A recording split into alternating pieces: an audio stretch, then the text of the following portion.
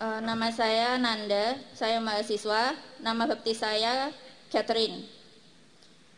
Sampai sekarang, ayah saya Islam, ibu saya Katolik. Selama ini saya menganut surat Al-Kafirun, lakum dinukum waliyati, untukmu agamamu, untukku agamaku. Cukup, sebentar. My name is Nanda, and I was Christian. I am student. My father Muslim, and my mother Catholic. And I believe and I practice the surah Al-Kafirun. Teruskan. Hal ini karena berdasarkan Al-Baqarah ayat 62. Tapi ternyata ada ayat lain yang mengatakan bahwa orang-orang Nasrani dan Yahudi akan masuk neraka.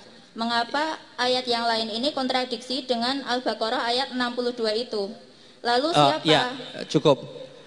But then that is the verse of Surah Al-Baqarah, verse 22, which says that, verse 62.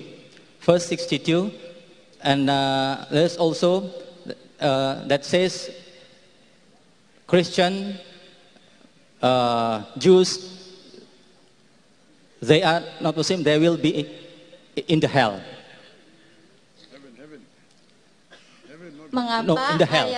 Mengapa ayat yang mengatakan bahwa orang Nasrani dan Yahudi akan masuk neraka itu kontradiksi dengan Al-Baqarah ayat 62? And the expression that said that Christian and Jews that they will enter the hell, it contradicts with Al-Baqarah 62. Why? Lalu siapa yang dimaksud dalam Al-Baqarah 62 itu?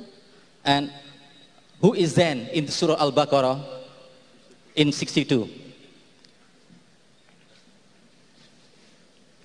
If I understood the question correctly, that the Quran says that the Jews and Christians will be in hell, but Surah Baqarah chapter 2 verse number 62 says that all those who believe in Allah and have faith, whether you are a Christian or a Jew or a Sabian, you will go to Jannah.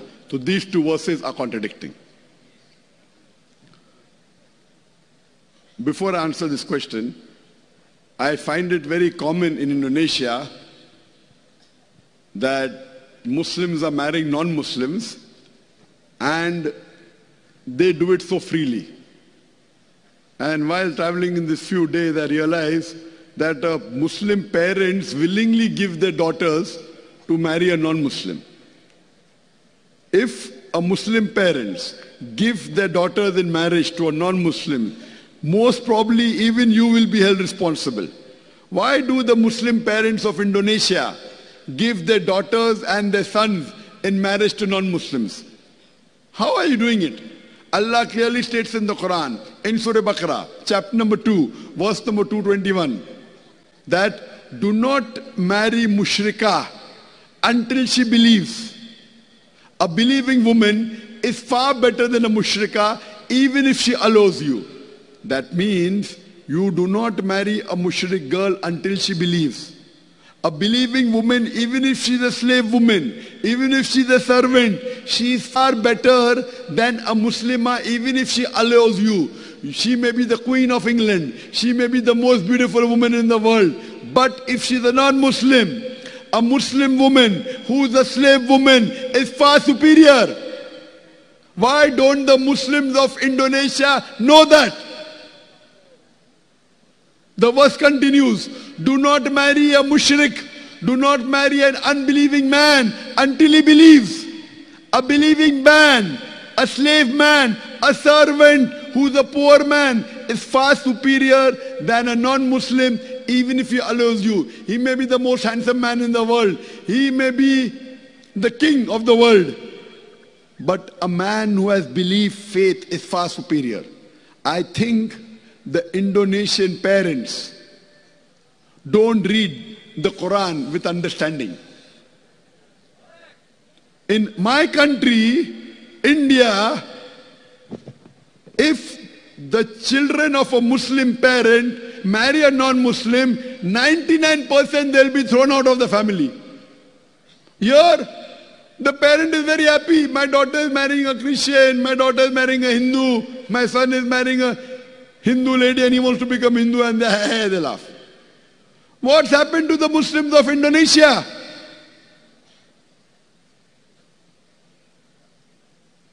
I want all the universities in Indonesia, in the Islamic studies, to make it a point that do not marry non-Muslim.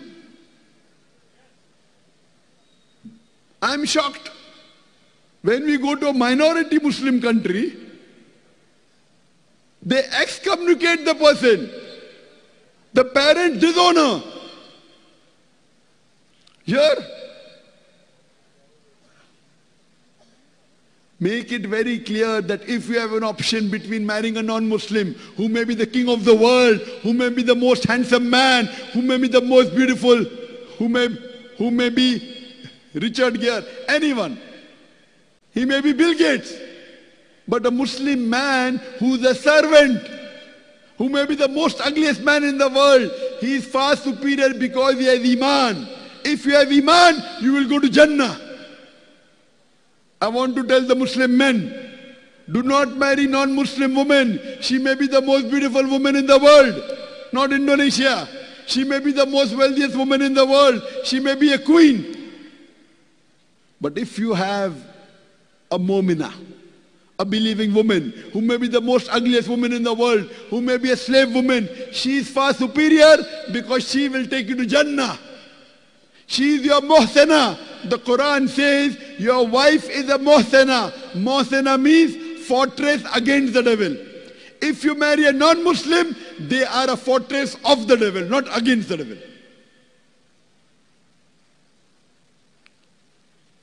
The sister is asking a question. That isn't the contradiction in the Quran. When Quran says in various places. For example, Quran says in Surah Ma'idah, chapter number 5, verse number 72. لَقَدْ كَفْرَ الَّذِينَ قَالُوا إِنَّ اللَّهُ عِيسَى ابْنُ مَرْيَمَ. They are doing kufr, those who say that Jesus is son of Allah. That means the Quran says that the Christians and the Jews, they are kafir, they are mushrik, don't marry them. Here, in Surah Baqarah chapter 2, verse number 62, it says that as to those who believe in Allah and who believe in His revelation, whether they're Christian, whether they're Sabian, whether they're Jews, they will get the reward. This verse, sister, in context says, talking about when people come to the Prophet. If you read the tafsir of Ibn Kathir, it says that when the people came to the Prophet, those who were Christian, those who were Jews, those who were Sabian, that we did so many sins in the past. Can we yet go to Jannah? Then this verse was revealed. Irrespective whether you're a Jew or a Christian, if you believe in one Allah and if you believe in His commandment, inshallah you'll go to Jannah. That means these people accepted Islam. Nowhere does the Quran say that if you remain on Christianity, you'll go to Jannah. If you remain as a Yahud, you'll go to Jannah. It's clear cut. It's your misunderstanding.